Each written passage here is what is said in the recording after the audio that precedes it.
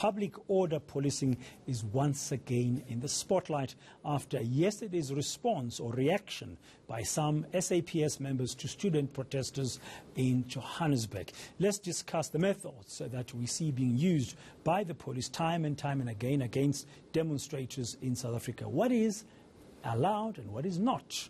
Executive Director for the African Policing Civilian Oversight Forum, Sean Tate, joins us live now to unpack this issue. Sean, good afternoon and thank you very much for your time. Welcome to Lunchtime on eNCA.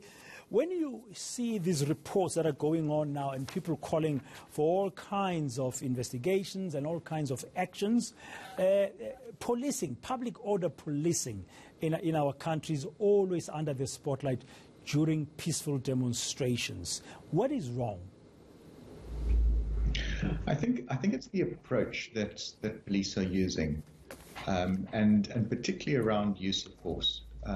We've got the right to assemble and the right to assemble peacefully, and the response of the police is around managing that. On the one hand, there are going to be disruptions, and we need to be prepared for those disruptions, and police should accept those disruptions.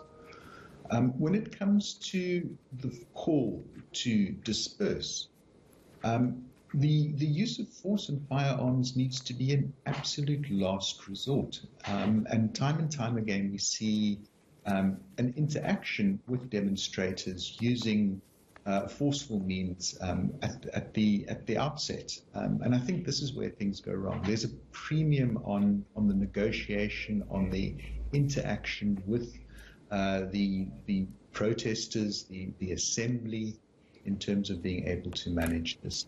Yeah, it seems, just watching the visuals that we're showing now, what happened yesterday in and around Braamfontein in Johannesburg, like the police were too quick to pull the trigger, so to speak. And our reporter, Nkosazana Tambuza, on the ground, she was actually in a live crossing yesterday morning with my colleague Yuveka Rangapa when that shooting started happening.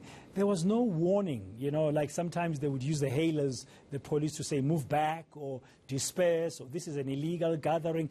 There was nothing of the sort that we could pick up from those visuals. I mean, aren't they supposed in their approach when they're managing a public demonstration to give a warning?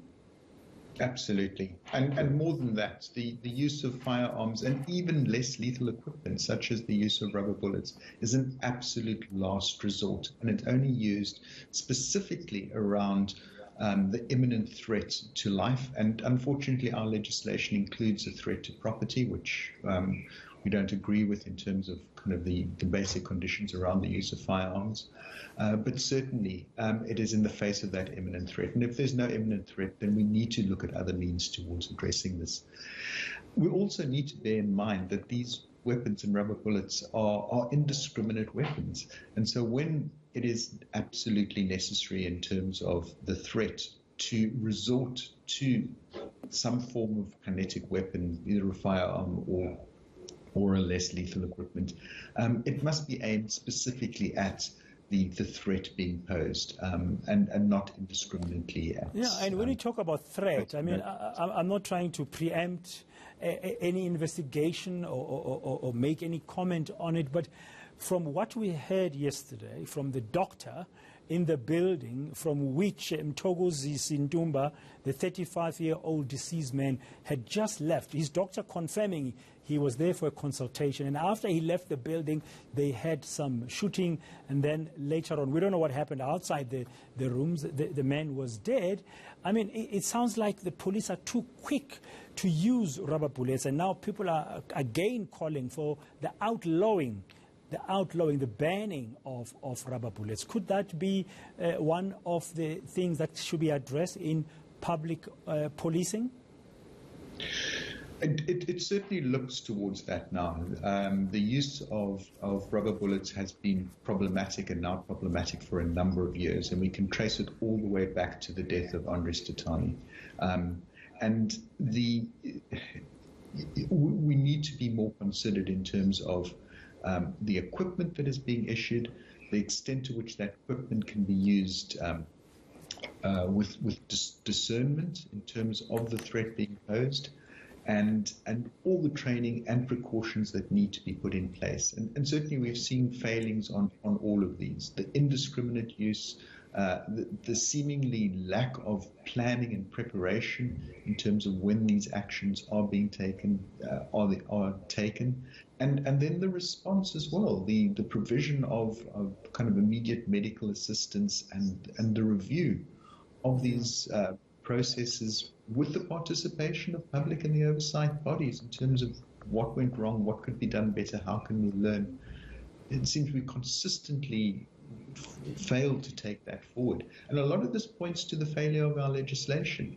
Our legislation on use of force is very weak. It doesn't provide clear direction in terms of all the tests. It doesn't provide clear direction around these requirements to provide assistance, to review, and the importance of these accountability mechanisms. Yeah, I mean, the police minister, particularly visiting the family of the late Mthokozisi Ntumba today and saying there that in his view, someone went crazy yesterday, but the investigation is underway. It will establish the facts, but also saying how police behaved is unacceptable. That cannot be good enough. No, I mean, we pride ourselves that the police service is a disciplined force. We stress the importance of command and control all the way through these processes. We know that these situations are volatile, and we need to engage with them at a level of professionalism that minimizes this happening. It is not acceptable for someone to go crazy. There's the instruments or the tools the police are using. We've mentioned the rubber bullets, which have been problematic for years. You've referred to the death of Andries Tatane in the Free State so many years ago. Now more voices are rising to say outlaw the use of rubber bullets by our police when they're doing public order policing. But you've also mentioned training that looks like it's a gap. In your view, if our police, our public order policing system was to be better and work better during such demonstrations, what are other things, very briefly, Sean, that should be addressed?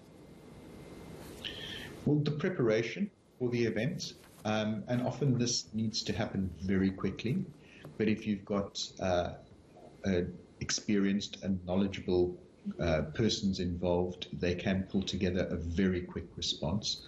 The basics need to be in place. Your ability to identify and communicate with the organizers to address any issues of concern or process around this assembly needs to be in place and available to be deployed as soon as possible. And then the training is incredibly important. Firing of rubber bullets requires a skill. And it is not directed at the person. It is a skip fire round, which is fired to the ground and then bounces up. And it is used specifically against areas where there's imminent threat. For the police officer to understand what that imminent threat is and an appropriate response is critical. And it's that kind of training, that scenario-based training that we need to be able to strengthen, together with the understanding what the legal requirements are around use of force. Thank you very much. Sean Tate, Executive Director for the African Policing Civilian Oversight Forum.